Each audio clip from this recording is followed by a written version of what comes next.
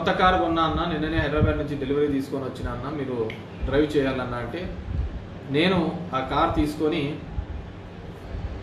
ముందు డ్రైవ్ చేసుకుంటూ వెళ్ళాను. నా సొంత కారు, నా డ్రైవరు వీళ్ళు వెనకాల వస్తున్న సందర్భం,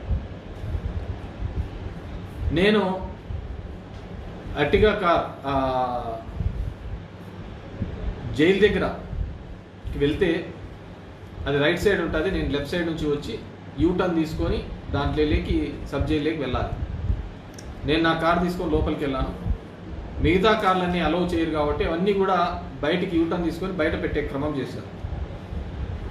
ఆ బయట పెట్టే క్రమంలో మా వాళ్ళు యూటర్న్ చేసుకునే సందర్భంలో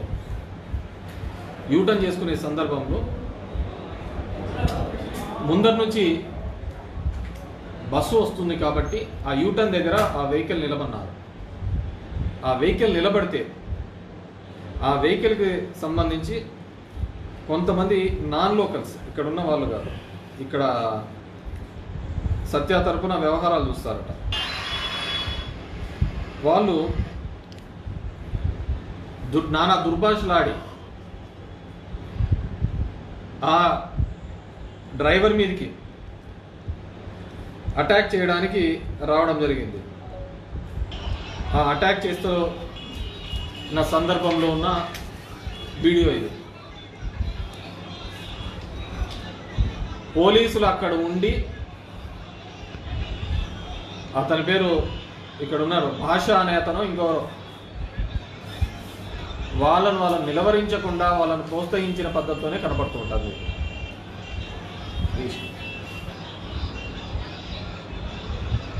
ఆ యూటర్న్ తీసుకునే క్రమంలో అసలు ఎవడన్నా కానీ యూటర్న్ తీసుకోలేదు అన్నప్పుడు హారం కొడితే దాంట్లోకి ఆ బస్సు పోయిన తర్వాత క్రమేణా క్లియర్ చేస్తారు.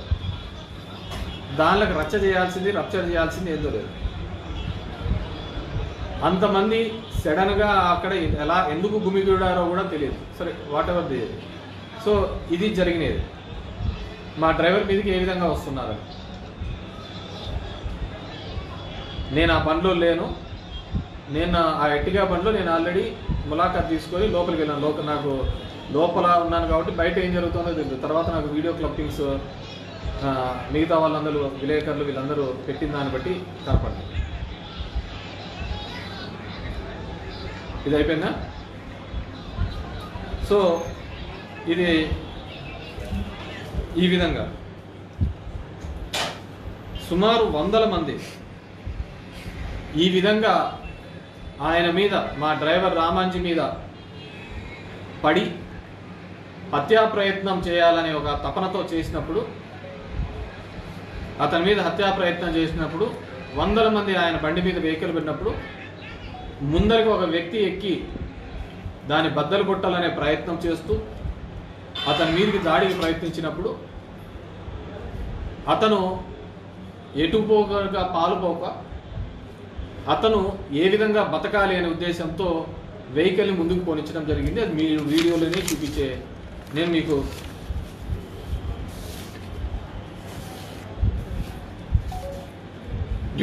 క్లియర్గా చూపించిన.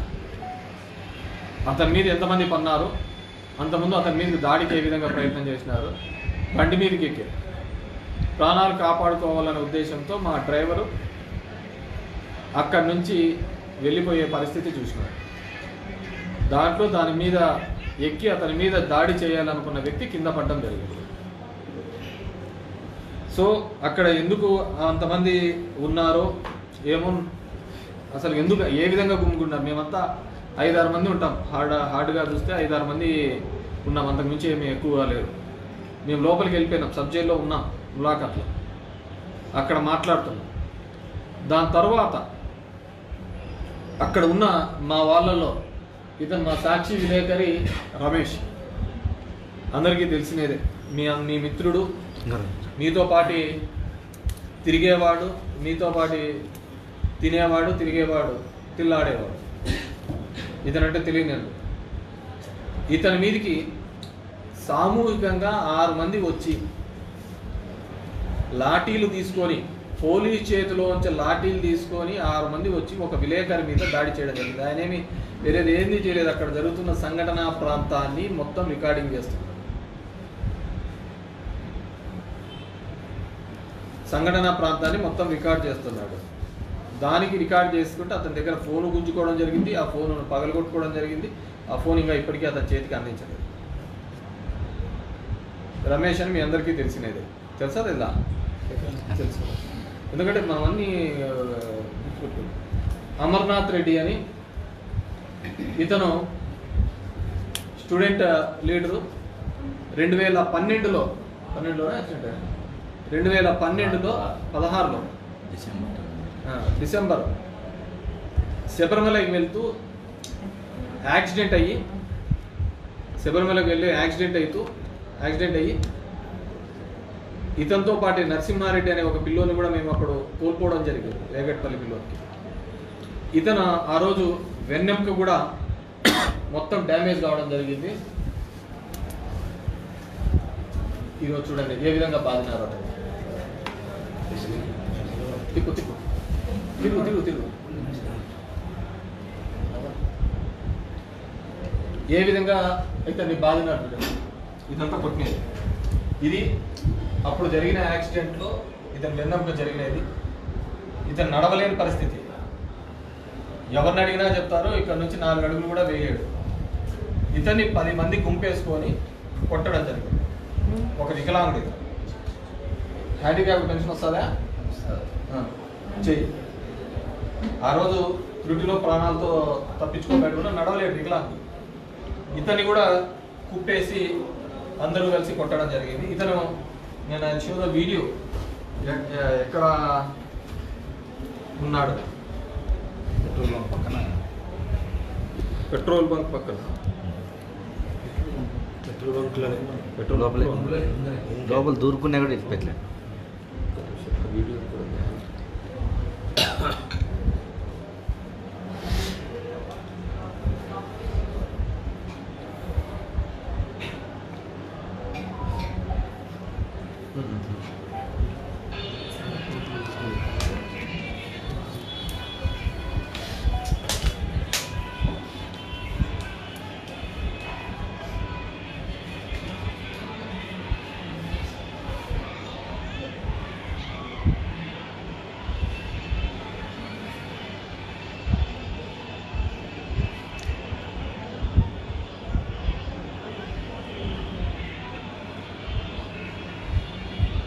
ఈ పిల్లల మీద అంతమంది వచ్చి అసలు ఎందుకు అంతమంది ప్రొక్కులు? ఒక బండి ఒక 2 నిమిషాలు కూడా నిలబెడితే తట్టుకోలేనంత పరిస్థితులలో వాళ్ళు ఎందుకున్నారు? ఈరోజు నేను వచ్చి ములాఖాత్ చేస్తున్న విషయం అందరికీ తెలిసిన విషయమే. మ్యాక్సిమం అందరికీ కూడా నేను ఈరోజు వస్తాను, ములాఖాత్కి కలవడానికి వెళ్తానని చెప్పేసి తెలుసు. వాళ్ళు అంత త్వరగా అక్కడ ఏమీ లేని సంఘటనకు ఎందుకు ఆ డ్రైవర్ మీద అంతగా దాడికి ప్రయత్నం చేయాలని చూసినారు? ఎందుకు వాళ్ళ మీద పడి చేసిన తర్వాత దాన్ని ఎందుకు అంత పెద్ద సీన్ క్రియేట్ చేయాలని చూసినారు? ఎందుకు ఆ విధంగా చేయాల్సి వచ్చింది? సో దీని వెనకాల ఎందుకంటే I have informed the department. DSP గారు సెలవు మీద ఉన్నారంట, 1 టౌన్ సిఐ గారు సెలవు మీద ఉన్నారు. దీంట్లో అన్నిటికంటే ఏంటంటే పోలీస్ స్టేషన్ 1 టౌన్ పోలీస్ స్టేషన్కి సబ్ జైలుకి మధ్య ఉండేది కామన్ వాల్. అంటే 100 అడుగుల దూరం కూడా లేదు పోలీస్ స్టేషను. 100 అడుగులు కూడా లేదు పోలీస్ స్టేషను. పోలీస్ స్టేషన్ 100 అడుగులు కూడా దూరంలో లేకుండా ఉన్న దానిలోకి ఈ విధంగా శృతి మించి ఏ విధంగా వస్తారు? మేము 5 years ఉన్నప్పుడు ఎప్పుడే కానీ ఇలాంటి సంఘటనలు జరగలేదు. అలాంటి సంఘటనలే జరిగి ఉంటే వీళ్ళు ఈరోజు బయట తిరిగే వాళ్ళే కాదు.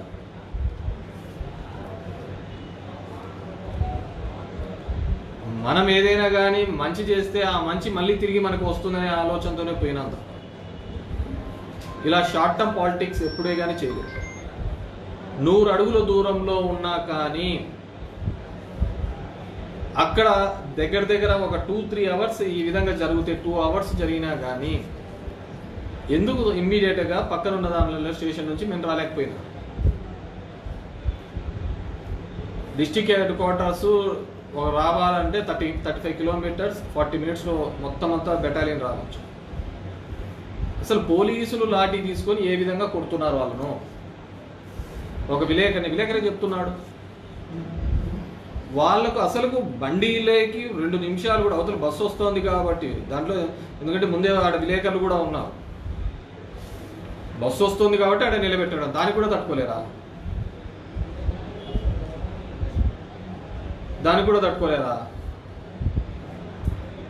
సో ఈ విధంగా వారి మీద దాడి చేయడం జరిగింది.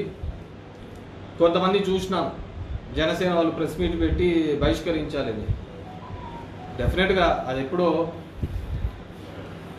నిన్ను ఊరంతా ఇడిచిపెట్టి 2004లో ఎక్కడో దాక్కుంటే మా చిన్నాయనను వాళ్ళను పట్టుకొని నేనేదో ఊర్లో వచ్చి బతుకుంటానంటే, ఫ్యాక్షన్ అనేది ఇక్కడ గ్రామాలలో ఉండకూడదు, అది మంచి సంస్కృతి కాదు, జరిగిపోయిన తరాలలో మళ్ళీ మనల్ని ఆ విధమైన భావంతో ఉండకూడదు అనే ఉద్దేశంతో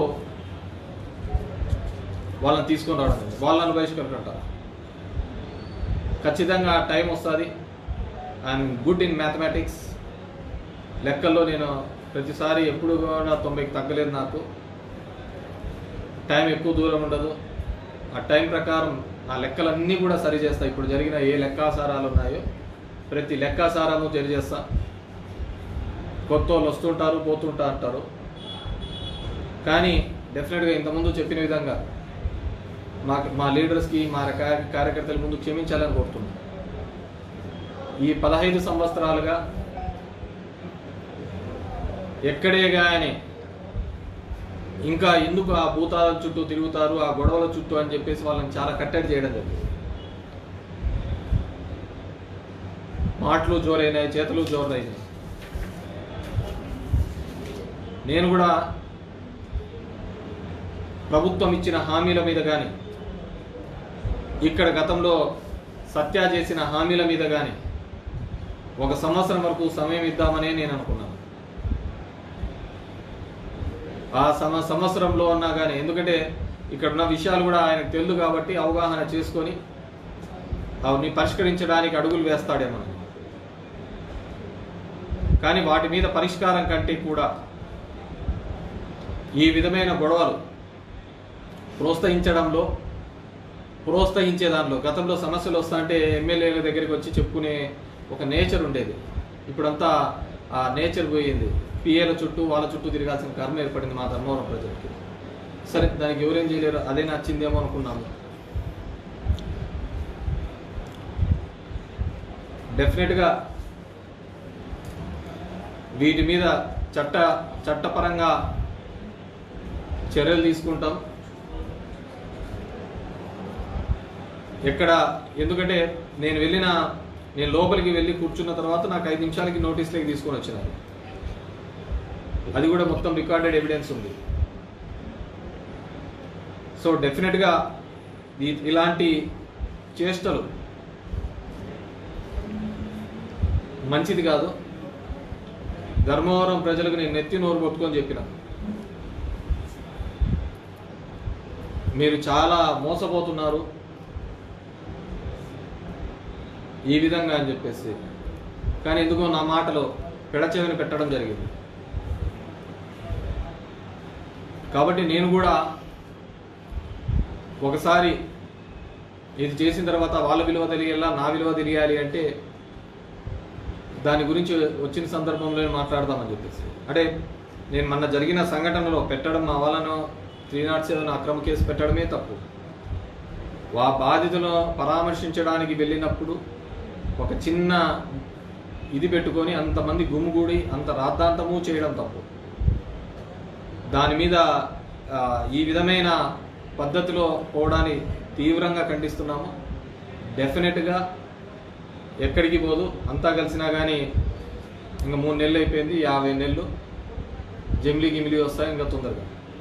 సో ఎక్కడే కానీ మా వాళ్ళను అందరినీ కూడా అక్కడ ఉన్నప్పుడు కానీ ఇక్కడికి వచ్చిన వాళ్ళందరికీ కూడా ఎవరైతే మద్దతు తెలపడానికి వచ్చినారో, ఎవరైతే తోడుగా నిలబడినారో, ఫోన్లు చేసి మేమంతా వస్తామన్నా కానీ వద్దు, వాళ్ళంటే పనికిమాలోళ్ళు, పని పాట లేదు. ఒక పదవి వచ్చిన తర్వాత ఆ పదవికి అందం తెచ్చే విధంగా పనిచేయాలి, ఆ పదవికి తగ్గట్టుగా పనిచేస్తేనే మనకు ప్రజల్లో ఉంటామని చెప్పేసి ఆ భావన మీద పనిచేసినాం.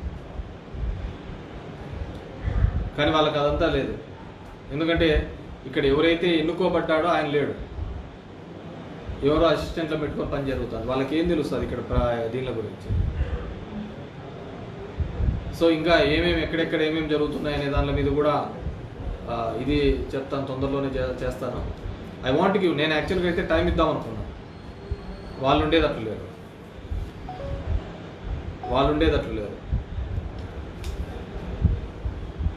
కాబట్టి అందరూ కూడా నాకెవరైతే అందరూ వస్తాము, ఇదేందినా ఇల్లేందినా ఎప్పుడు లేదంటే, నేను చాలా మందిని అందరినీ వద్దని చెప్పిన, ఎవరు రావద్దండి, అనవసరం మనకి ఇవన్నీ, మనం ఇట్లాంటివన్నీ ఆ లైన్లో లేము. ఉనికి చాటుకొని ఒక ప్రయత్నంలో భాగంగా జరిగిందని నేను అనుకుంటున్నాను. ఉనికి కోసం తాపత్రపడే విధంగా అని చెప్పేసి ఆ బండిలో మా డ్రైవర్ ఉన్నాడు, నేను లోపల ఉన్నాను. ఒక హారన్ కొట్టిన దానికి, ఒక హారన్ కొడితే ఆ బండి యూటర్న్ తీసుకొని పక్కన నిలబెట్టే దానికి ఇంత రాద్దాంతం చేస్తారు. సరే, వాట్ ఎవర్ మేబీ, వీళ్ళ బాధితులు కూడా ఇప్పుడు నేను డిపార్ట్మెంట్కి కూడా కోరుకునేది ఒకటి, you maintain law and order, ప్రాపర్గా మెయింటైన్ చేయాలని కోరుతున్నాను. ఈ దొంగ కేసులు ఇలాంటి తప్పుడు పెట్టడం వల్ల డెఫినెట్గా అది ఇంకో పద్ధతికి లీడ్ అవుతుంది. Dharmavaram is very sensitive area. వాటిని తగ్గించడానికి నాకు 15 ఏళ్ళ నుంచి 18 ఏళ్ళు పట్టింది టైము. ఆ క్రైమ్ రేట్ తగ్గించడానికి, ఆ ఫ్యాక్షన్ భూతాన్ని తరిమి కొట్టడానికి నాకు 18 సంవత్సరాలు పట్టింది. ఎందుకంటే ఆ ఫ్యాక్షన్కి నేను ఒక బలి అయిన వాడిని, బాధించబడ్డవాడిని. కాబట్టి అది ఇంకా ఫ్యాక్షన్ అనేది ఉండకూడదు అని కోరుకునేవాడిని. ఆ ఫ్యాక్షన్ ఉండకూడదని కోరుకున్నాను కాబట్టి ఆ ఫ్యాక్షన్ తగ్గించడానికి నాకు ఇన్ని సంవత్సరాలు పట్టింది. కాబట్టి లాస్ట్ 10 years ఒక్క గొడవ లేకోకుండా చేయడం జరిగింది, ఒక్క ఫ్యాక్షన్ మర్డర్ కూడా లేకుండా చేయడం జరిగింది. మా వాళ్ళు చెన్నారెడ్డి అనే అతని వ్యక్తిని చంపితే కూడా ఎటువంటి కక్ష సాధింపు చర్యలు లేకుండా చట్ట పరిధిలోనే వాళ్ళకు జీవితకాలం శిక్ష పడే విధంగా చేయడం జరిగింది. ఆ విధంగానే మేము మెయింటైన్ చేసుకుంటూ పోయినాం. కాబట్టి ధర్మవరంలో ఇప్పుడున్న చాలామంది ఐపీఎస్లు వాళ్ళ ఫస్ట్ పోస్టింగ్ ఈడే. ఇంతకుముందు అనుకుంటా అంజనాసింహ కావచ్చు, తేజ్దీప్ కావచ్చు, ఇప్పుడున్న ద్వారకా తిరుమలరావు కావచ్చు, అకుల్ సబర్రావు కావచ్చు, మనీష్ కుమార్ సిన్హా కావచ్చు, రాజశేఖర్ బాబు కావచ్చు, n number of people. It's so sensitive, చాలా సెన్సిటివ్ ఉన్న ఏరియా.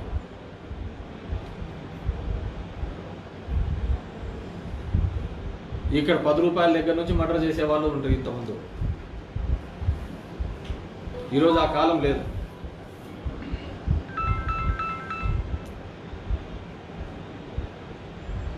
కాబట్టి మేము ఏదైతే ఈ ప్రాంతంలో ప్రశాంతత కావాలని కోరుకున్నామో ఆ ప్రశాంతతను ఉంచడానికి మేము ఎన్నో సాక్రిఫైసెస్ చేయాల్సి వచ్చింది. ఎంతో కంట్రోల్గా ఉండాల్సిన పరిస్థితి వచ్చింది. ఈరోజు తెలిసి తెలియని చేష్టలతో, తెలిసి తెలియని పనులు చేయడం వల్ల డెఫినెట్గా ఈ ప్రాంతంలో మళ్ళీ ఆ ఫ్యాక్షన్ జీవం పోసుకునే పరిస్థితి రాకూడదని చెప్పేసి నేను కోరుతున్నాను. కాబట్టి యు బీ టఫ్, గట్టిగా వీటి మీద చర్యలు తీసుకునే విధంగా ఉండాలి అని చెప్పేసి పోలీసు అధికారులను వాళ్ళని కూడా కోరుతున్నాను. డోంట్ టేక్, చాలా లైట్గా తీసుకోవద్దండి, ఊరికనే ఉన్నాడు, వాళ్ళు చేసినారు ఇది అని చెప్పేసి.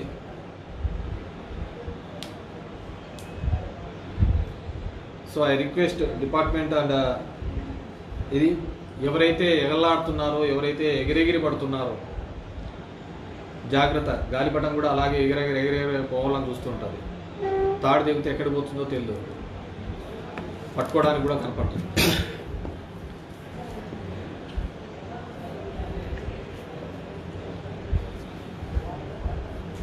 ఎవ్రీథింగ్ ప్రతి ఒక్కటి కూడా వాచ్ చేస్తున్నాం, జరుగుతున్నవి because we want to give time. Anything else? Thank you. Any questions? డెఫినెట్గా మా అమర్, రమేష్ వీళ్ళు ఇంకా ఒకరిద్దరు ఉన్నారు. వాళ్ళిద్దరు కూడా కంప్లైంట్ చేయడం జరుగుతుంది. వాళ్ళిద్దరు స్టేషన్కి కంప్లైంట్ ఇచ్చే కార్యక్రమం చేయడం జరుగుతుంది. వైఎస్ఆర్సీపీ శ్రేణులు భయపడించేందుకే ఇది ఒక ట్రయల్ రన్ అనేది ఆరోపణలు ఉన్నాయి. ఇప్పుడు నేను ఎవరికి చెప్పకుండా, ఎవరిని రమ్మనకుండా, ఎవరితో మాట్లాడకుండా, బికాజ్ లోపల ఆ కార్యక్రమం చేయలేం, ఫోన్ చేయలేం కాబట్టి మాకు ఇంతమంది వచ్చినారు. అదే చేసింటే ఏముంటుంది? It's not nuisance. మనం అది అలాంటివి ఎంకరేజ్ చేయాలా అనేది ఇది లేదా. సో అలాంటివి చేస్తే ఇంకేముంటుంది? జరిగిన సంఘటన మినిస్టర్ స్పందించి ఎక్స్ట్రా పోస్ట్ పెట్టారు సార్. అంటే ఇది ఒరిజినల్ కేతిరెడ్డి నిజ స్వరూపము, ఆయన నిజంగా జైలుకు పోవాలంటే తొందరలోనే పంపిస్తాము, అంతేగాని ఇటువంటి చర్యలు మంచిది కాదు అని నాకు పోస్ట్ పెట్టాను. దానిపై మీ అభిప్రాయం? అతనికి ఏం జరిగిందో అతనికి తెలిసి ఉండదని నేను అనుకుంటున్నాను. అతని భావన ఏంటంట నాకు అర్థం కావటం లేదు. సత్యభావన ఏంటంట, ఏమంట ఆ బండి గుద్దడం తప్పు, ఆ విధంగా డ్యామేజ్ చేయడం తప్పు అనేది ఆయన భావన అంటున్నా. అంతేనా? నేను అంత నీట్గా వీడియో చూపించాను కదా. ఒక 200 మంది ఒక వెహికల్ మీద పడితే, ఒక 200 మంది ఆ వెహికల్ని డ్యామేజ్, ఆ వ్యక్తి మీద చంపాలనే ప్రయత్నం చేస్తే ఆ వ్యక్తికి ఉన్న దారి ఏంది? అక్కడ నుంచి తప్పించుకోవడం తప్ప ఏంది ఉంటుంది? అదే విధంగా ఉంటుందా? అంతమంది వాళ్ళు చదువు చెప్పడానికి చూస్తున్నారు. నేను రికార్డెడ్ చూపించాను కదా. నిలవన్న బండిలోకి అంతమంది వచ్చి అంతమంది ఆ విధంగా చూచాడు. కేతిరెడ్డి నిజస్వరూపం చూపించాలనుకుంటున్నాడు, చూడాలనుకుంటున్నాడు, చూపిస్తాము. దానికి ఏముంటుంది? తప్పే ఉంటుంది. ఇంకా జైలు అంటావా? రాజకీయాల్లోకి వచ్చినప్పుడే మేము అన్ని తెగించే వచ్చినాయి. ఈ జైళ్ళకు దీనికేమి ఇదేమి. సరే, ఆ కార్యక్రమాలు కూడా చూస్తాం. అతనికి ఇది అసలు జరిగిన సందర్భం ఏందో దాని మీద విచారణ వ్యక్తం చేయకుండా, దాని మీద ఏదిరా మనకైనా సిగ్గన్నా ఉండాలా. నేను ఒక మంత్రి స్థాయిలో ఉండి నేను అక్కడ ఉన్నాను, నేను ఎక్కడి నుంచో వచ్చింటే నన్ను అక్కడ గెలిపించినారు. అలాంటిది ఒక బండి పెట్టుకొని ఆడ ఇది చేస్తారు. నేనంటే ఇది ఆడ వీడియో ఎవిడెన్స్ ఉన్నాయి కదా, వీడియో ఎవిడెన్స్లు అన్నీ చూపిస్తున్నాను కదా. మళ్ళీ ఏం దేవేంద్ర నీకు కూడా తెలుసు కదా, ఆయన ఎక్స్లో పోస్ట్ చేసిందంటే ఆయనకు వచ్చిన అవగాహన మేరకు ఉంటుంది. బేసిక్గా అవగాహన రాహిత్యం వేరు కదా, సమాచారం వేరు, దాన్ని అవగాహన చేసుకోవడం వేరు. ఇది ఉంటుంది. ఒక బండి మీద 100 మంది పడినారు. 100 మంది బండి మీద పడితే అతని మీద అంతకుముందే ఒక 10 నిమిషాలు ఆర్గ్యుమెంట్ జరుగుతున్న వీడియోస్ చూశారు. ఎందుకు ఆర్గ్యుమెంట్ చేస్తున్నాడు? బండిలో కూర్చున్న అతని మీద, మా డ్రైవర్ మీద ఎందుకు ఆర్గ్యుమెంట్ చేస్తున్నాడు? నేను ఉన్నానా? నేను లోపల ఉన్నాను. మరి డ్రైవర్తో ఆర్గ్యూ చేయాల్సిన అవసరం ఏమొచ్చింది? 200 మంది ఆర్గ్యూ చేస్తారా? ఒక బండి మీదకి వచ్చినప్పుడు, అతనికి ప్రాణ సంకటం ఉన్నప్పుడు ఖచ్చితంగా ఇది చేస్తాడు. That's what he did. భవిష్యత్తులో ఇలాంటి దౌర్జన్యాలు మళ్ళీ పునరావృతం అయితే మీ రెస్పాన్స్? నేను చెప్పాను కదమ్మా, everything will take care. Anything విషయం తెలిసి ఇది చేసుకుంటా అంటే బాగుంటుంది. ఇంకా దాన్ని సమర్థించినాడంటే సత్య నిజంగా గ్రేటే అనుకోవాలి.